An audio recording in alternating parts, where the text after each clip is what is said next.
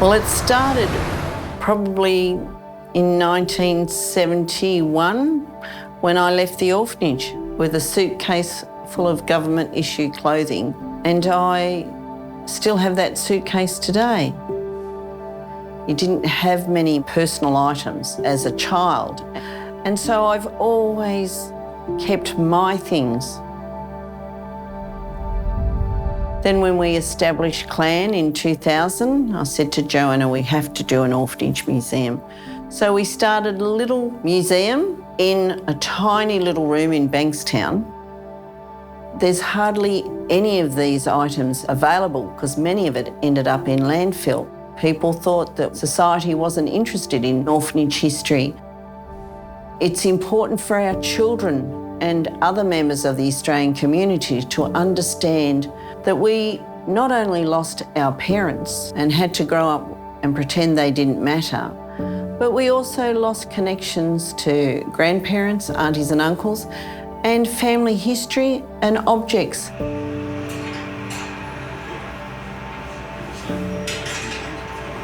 It's extremely important for people to donate precious items.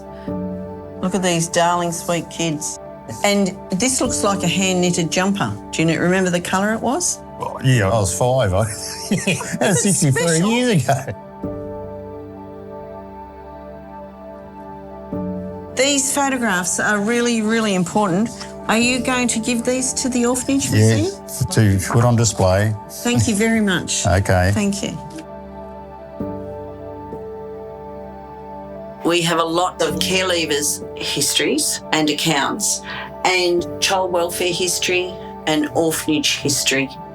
It's the largest single collection probably in the world.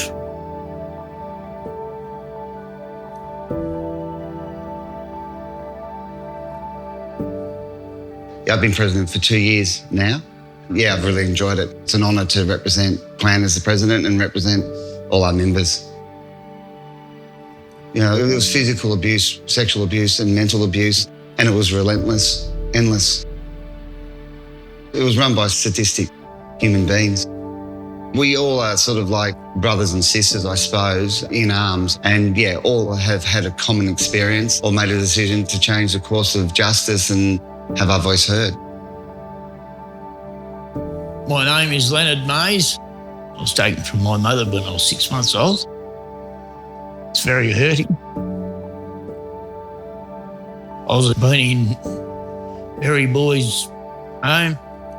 They weren't very nice, no matter what I'd done.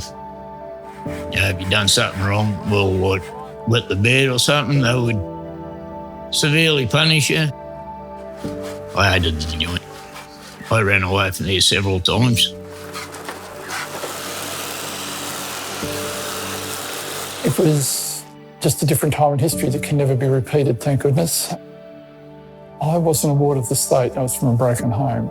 During the 60s when I was a kid, the church would be part of caring for you. Being part of Clan now, we can support each other. And we weren't alone there, even though we may have felt that. There are other boys going through the same feelings, same situations, and someone who doesn't have to explain himself to, someone who understands exactly, and someone who can believe what the feelings are and what he's gone through. And often that's a difficult thing for the average person to understand. I first went into care when I was just over 3 months old, and I stayed there until I was released from being a ward of the state. People are still living today with lots of trauma and scars. We weren't emotionally well. We were fearful and scared, and that inhibited our ability to live normal lives.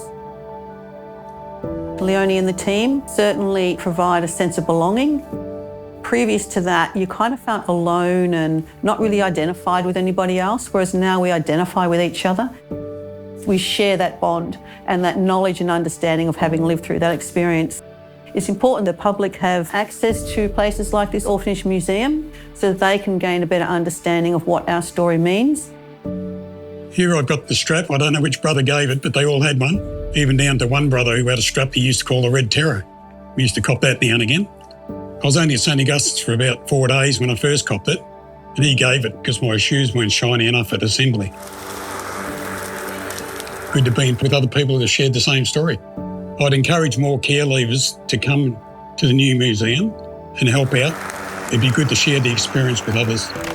And hopefully a lot of it's not repeated from some of the things that have happened in the past.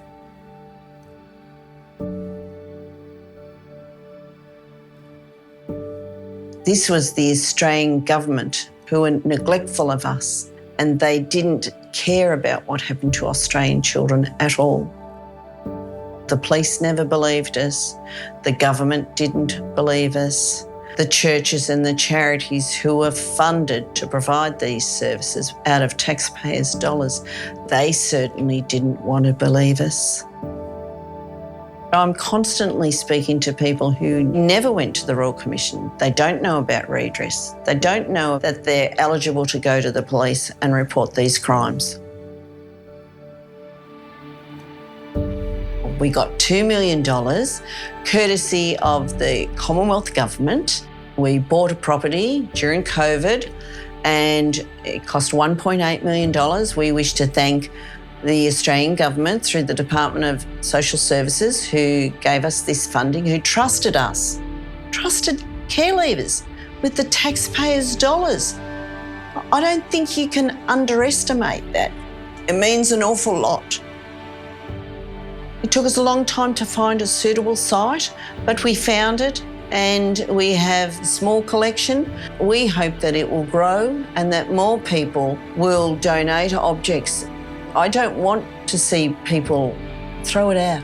It needs to be collated in this unique Australian Orphanage Museum, and it needs to be visible for not only care leavers but for our children and our extended families to hear the voices of care leavers and the memories behind these important objects.